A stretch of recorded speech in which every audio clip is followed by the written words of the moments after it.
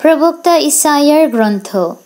সিয়নকে ভালোবাসি বলে আমি এখন নীরব থাকব না, জেরুসালেমকে ভালোবাসি বলে বিশ্রামও নেব না আমি, যতক্ষণ না তার ধর্মিষ্ঠতা ভোরের আলোর মতো উদ্ভাসিত হয়, যতক্ষণ না তার পরিত্রাণ জ্বলন্ত মশালেরই মতো দৃশ্যমান হয়।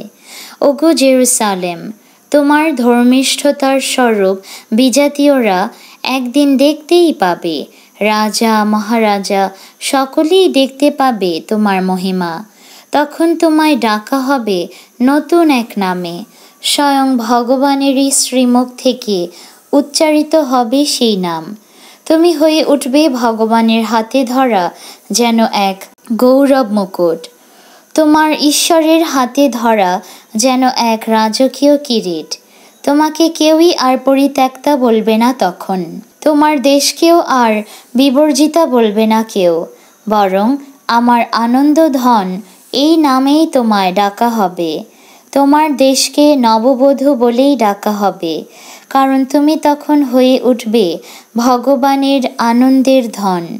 সেদিন তোমার দেশের হবে শুভ পরিণয়। যুবকের সঙ্গে যেমন কুমারী কন্যার বিবাহ মিলন হয়, তেমনি যিনি তোমায় গড়ে তুলেছেন তার সঙ্গেও তোমার ঘটবে মিলন। এবং বধূকে ঘিরেই যেমন বরের আনন্দ, তেমনি তোমার ঈশ্বরেরও আনন্দ হবে তোমাকেই ঘিরে। প্রভুর বাণী। ঈশ্বরকে ধন্যবাদ। হে ভগবান, চিরদিন আমি গেয়ে যাব তোমার করুণা গাথা। ওগো ভগবান, তোমার যথারীতি জয়ধ্বনি তুলতে পারে যারা, ধন্য ধন্য তারা। তোমার সান্নিধ্যের আলোকেই তাদের জীবন যাপন।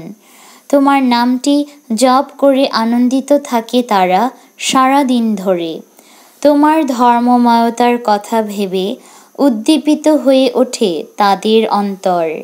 হে ভগবান, চিরদিন আমি গেয়ে যাব তোমার করুণা গাথা। তুমি যে বলেছ, যে আমার মনোনীত জন, নিজেকে বেঁধেছি আমি তার সঙ্গে সন্ধির বাঁধনে। আমার সেবকজন দাউদকে শপথ করেই বলেছি আমি, তোমার বংশকে আমি চিরস্থায়ী করে তুলব, যুগে যুগে সুস্থিত রাখব তোমার রাজ সিংহাসন। হে ভগবান, চিরদিন আমি গেয়ে যাব তোমার করুণা গাথা। সে আমাকে ডাক দিয়ে বলবে সেদিন, আমার পিতা তো তুমি, আমার ঈশ্বর তুমি, ত্রাণ শৈল তুমি। তার প্রতি সদা জাগ্রত থাকবে আমার করুণা, তার সঙ্গে অটুট থাকবে সেই মহাসন্ধি আমার। হে ভগবান, চিরদিন আমি গেয়ে যাব তোমার করুণা গাথা।